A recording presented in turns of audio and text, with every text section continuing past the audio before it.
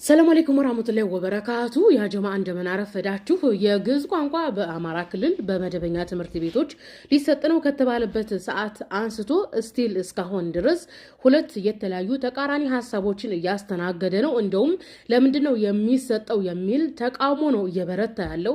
እንደኔ እንደ መሰረት የግዕዝ ቋንቋ ብንማር ምን ችግር አለው? ቋንቋ መግባቢያ ነው የሚል አቋም ነው ያለኝ። አቋሚ አይቀየርም። ቋንቋ መግባቢያ ነው። ቋንቋ ፖለቲካና ሃይማኖትን አይዝም የሚል አቋም ነው ያለኝ። በአማራ ክልል የግዕዝ ቋንቋ መሰጠቱ የኦርቶዶክስን ሃይማኖት በሙስሊሙ ላይ እንደ ግዴታ ማጥበቅ ነው የሚሉ ብዙ ተቃራኒዎች ሀሳቦች ሲነሱ የግል አመለካከት ነው ብዬ ትቼው ነበረ።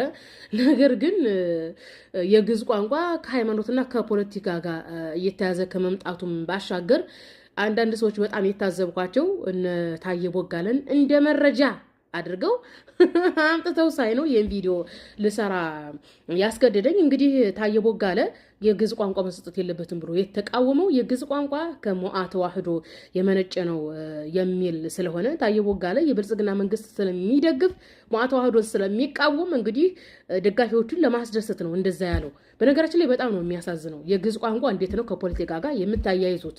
ደግሞም እንግዲህ የግዕዝ ቋንቋን ከፖለቲካ ጋር እንዲያያዝ ያደረጉት ትልቁ መጥፎ ነገር ምንድን ነው? አማራ ክልል ውስጥ የሚነገሩ የተለያዩ ቋንቋዎች አሉ። ለምሳሌ እንደ ኦሮምኛ ቋንቋ ሰፊ ተናጋሪ ያለው፣ አርጎብኛም እንደዚሁ አለ። በጎረቤት ክልሎች ደግሞ ትግረኛና አፋረኛ አለ። ያንን ለክልሉ ታዳጊ ተተኪ ትውልድ ሳይሰጥ የግዕዝ ቋንቋ ማለቱ ከሃይማኖትና ከፖለቲካ ጋር እንዲሆን አድርገውታል። እንደዛ ማድረጋቸው አማራ ክልል ትምህርት ሚኒስትሮች ተሳስታቸዋል። ሌሎችም ቋንቋዎች ጨምረን እንስጥ ብትሉ ተቀባይነቱ የጎላ ነበረ። አሁንም ምን የምሰጠው አስተያየት ለአማራ ክልል ትምህርት ሚኒስቴር ሌሎችን ቋንቋዎች ጨምሮ ከግዕዝ ቋንቋዎች ጋር አድርጎ ለተተኪ ትውልዱ ቢያስተምር በጣም አሪፍ ነው። የግዕዝ ቋንቋ የኦርቶዶክስ አይደለም፣ ኦርቶዶክስም አይደለችም የመሰረተችው። እንግዲህ ኦርቶዶክስ ብቸኛዋ ብሔራዊ ሃይማኖት ስለነበረች በኢትዮጵያ ኢትዮጵያም የግሏ ነው። እያንዳንዱ ኢትዮጵያ ውስጥ ያለው ነገር የግሏ ስታደርግ ኖረች እንጂ የግዕዝ ቋንቋ ከክርስቶስ ልደት በፊት የነበረ ሴሜቲክ ቋንቋ ነው። ሙቷልም ተብሎ አይደመደምበትም። ቤተክርስቲያን ውስጥ ህልውናው አለ። ኦኬ፣ ከቤተ ክርስቲያን ውስጥ አውጥቶ ህዝቡ ቢያስተምር ህዝቡ መናገር ይጀምራል። እንግዲህ እየተቃወሙ የተነሱት ምንድን ነው? አይ ተናጋሪ የለውም ነው። ከተማረ የተማረው አካል እኮ ተናጋሪ ይሆናል። ምን ችግር አለ የግዕዝ ቋንቋ ብንማር? እንዲህ በግዕዝ ቋንቋ እኮ ንጽጽር የሚሰሩ ወንድሞች አሉን እኮ። ቋንቋ መግባቢያ ነው እንጂ ቋንቋ ፖለቲካና ሃይማኖት ያደረገው ማን ነው? እኔ በጣም ደግሞ ያናደደኝና ይህን ቪዲዮ እንድሰራ ያደረገኝ ሁለተኛው ነጥብ ምንድን ነው? በደቡብ ክልል ለምሳሌ ማዕከላዊ ኢትዮጵያ ላይ በከምባታ በተለያዩ አካባቢ በፕሮቴስታንቶች አማካኝነት ሙስሊሙ መቀበሪያ ተከልክሏል። ድምፃችሁን ሰምተነው የማናውቀው ሰዎች ግዕዝን አማራ ክልል ማስተማር ኦርቶዶክስን ማጥመቅ ነው። በነገራችን ላይ አማራ ክልል ላይ 20% አይሞላም ሙስሊሙ ማህበረሰብ፣ 80% ኦርቶዶክስ ነው። ስለዚህ ከቻለ የትምህርት ሚኒስቴር የሀገሪቱ የፌዴራል ትምህርት ሚኒስቴር ካልከለከላቸው ማስተማር ይችላሉ። ምክንያቱም ሙስሊሙ ማህበረሰብ 20% ነው። ምን ታመጣላችሁ? ማስተማር ይችላሉ። እኔ እኮ ግርም የሚለኝ አማራ ክልል ላይ ያለው ነገር ይገንበታል የሚባለውን ነገር እንዳረጋግጥ ያደረጋችሁኝ ፌስቡክ ላይ በተለያየ የምታራግቡት ናቸው። ማንሞት አሁን ግዕዝ ቋንቋ ቢያስተምሩ ማርያም የፈጣሪ እናት ናት፣ ስላሴ በዛ ወጣ በዚህ ወረደ፣ ኢየሱስ ፈጣሪ ነው እያሉ የሙስሊሙን ተማሪ ያስተምሩታል። እንደዛ ካስተማሩ ልጆቻችሁ እኮ ተምረው ሲመጡ መጠየቅ ትችላላችሁ። በግዕዝ ሀሳብ ልጆቻችንን ሃይማኖቱ እያስተማሩ ነው ብላችሁ መክሰስ ትችላላችሁ። ገና ትምህርቱ ሳይጀምር ምን ሳይል ነው እየተቃወማችሁ ያላችሁት? እኔ እኮ በጣም እኮ የሚያናድደኝ እኮ ኦሮሚያ ክልል ላይ የሙስሊሙ ማህበረሰብ የኦሮሞ ሙስሊም ምናልባትም እስከ 50% የሚደርስበት ማጆሪቲ ሙስሊም ያለበት አካባቢ ነው። ይህን ማጆሪቲ ማህበረሰብ የፕሮቴስታንት የኦሮሞ ፕሮቴስታንት የኦሮሞ ሙስሊም ለማዳከም ለማጥፋት በኢኮኖሚ ተተኪ ትውልድን በማጥፋት እየሰራ ነው። ኦሮሚያ ክልል ላይ እነ ሽመልስ አብዲሳ በአዳሪ ትምህርት ቤት ላይ እንግዲህ ኦሮሚያ ክልል ላይ ልብ በሉ፣ የኦሮሚያ ክልል ትልቁን ፋይናንስ ያዘው ሙስሊሙ ማህበረሰብ ነው። እንግዲህ የኦሮሞ ሙስሊም በገዛ ፋይናንሱ ተተኪ ትውልዱን የአዳሪ ትምህርት ቤት ላይ ፕሮቴስታንት ልምምድ እየተደረገ ነው። ለዛ ድምፅ ሆናችኋል። በኦሮሚያ ክልል አዳሪ ትምህርት ቤት ላይ ፕሮቴስታንት ልምምድ እየተደረገ ነው ብላችኋል። ካሁን በፊት እኮ በደሌ ላይ ማለት ነው። ኦኬ፣ ቀጥታ ፕሮቴስታንቶች ምንድነው ያደረጉት? እስልምና አይሆናችሁም ጴንጤ ሆኑ ብለው እጅግ ብዙ ጽሑፍ ለተማሪዎቹ ሲሰጡ የሚገርመው ንጽጽር ላይ የሚሰሩ የኦሮሞ ወንድሞች ራሱ ያንን አያውቁም።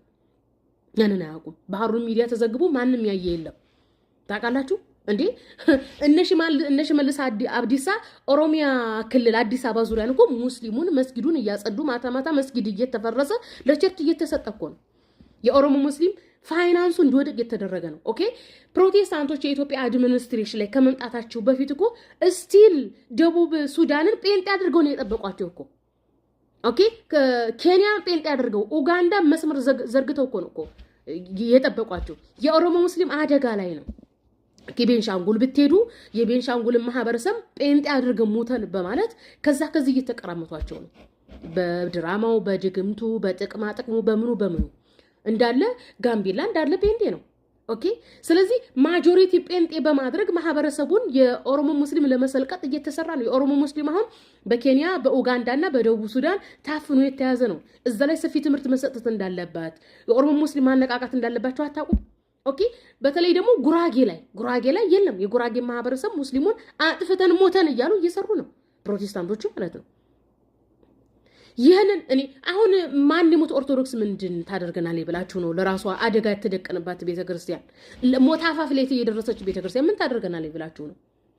ምናልባት ኦርቶዶክሶች ጎንደርና ጎጃም ላይ ማጆሪቲ ነን ብለው ሙስሊም ወንድሞችን ቢገድሉ ነው። ሌላ በፖለቲካም በአስተምሮትም ኦርቶዶክስ ምንም አደጋ የላትም። አደጋነቷ በቃ የለም፣ ጠፍቷል። የምታሰጋ ቤተክርስቲያን አይደለችም። ራሷ በስጋት ውስጥ ያለች ቤተክርስቲያን ናት። አዝጊው ፕሮቴስታንት ሚሽነሪ ነው። ፕሮቴስታንት አንደኛ አድሚኒስትሬሽን ላይ ደርሷል። ሁለተኛ በሰሜን አሜሪካና በአውሮፓ ቤተክርስቲያን የሚደገፍ በሐሰት በውሸት በድራማ በብልጭልጭ በድግምት ወጣቱን እየዘረፈ ያለ ያን ለምን አትናገሩም? ነው ፕሮቴስታንት የመንግስት ሃይማኖት ነው። መንግስት ያስራቸዋል፣ መንግስት ይቀየማቸዋል፣ መንግስት ያኮርፍባቸዋል። ጭራሽም እኮ ደግሞ ከብሔር ጋር ከሃይማኖት ጋር ከፖለቲካ ጋር ታያይዙታላችሁ። ቋንቋ ነው። ቋንቋ መግባቢያ ነው። በነገራችን ላይ ቋንቋን የሰጠን አላህ ሱብሃነሁ ወተዓላ ነው። የሰው ልጅ ዕውቀት የሰጠው አላህ ነው። የሰው ልጅ የፈጠረው አላህ ነው። ኦኬ የሰው ልጅ ደግሞ አላህ በሰጠው ዕውቀት ቋንቋን ፈጥሯል። ኦሮምኛ እንማራለን፣ ትግረኛ፣ አፋርኛ፣ ሶማሌኛ፣ ግዕዘኛ እንማራለን። ምንድነው ችግሩ? በነገራችን ላይ አርጎብኛ ቋንቋ ለምሳሌ በአርጎባ ወረዳዎች ላይ እንዲነቃቃ ትምህርት እየተሰጠ ነው አይደለም እንዴ? ለምንድን ያልተቃወማችሁት ያርጎብኛ ቋንቋ? በጣም ነው የሚያሳዝነው። እስኪ እነ ሽመልስ አብዲሳን ውጡና ተቃውሙ።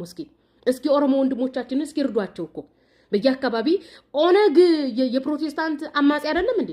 ኦነግ የፕሮቴስታንት አማጺ ወለጋ ላይ ሙስሊሙን ከወሎ ሰፋሪ ናቸው በሚል የሚኒሊክን ሰፋሪ ጨፈጨፍኩላችሁ እያለ የአርሲንና የባሌን ኦሮሞ እያስደሰተ የሚገለው ግን ሙስሊም ነው።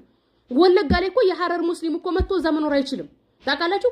ከመን ነበር የሚባል ይሄ ደቡብ ክልል ምንድን ነበር የወላይታ ጴንጤ ወለጋ ላይ ስራ ያገኛል።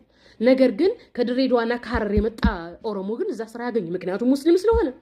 ኦኬ ወለጋና አካባቢዋ የፕሮቴስታንት ነው የፕሮቴስታንት ስቴት ነው እያለ ጃልመሮ ሙስሊም ሲገድል የሚወረው አካባቢውን ፕሮቴስታንት ስቴትን ማድረግ ነው።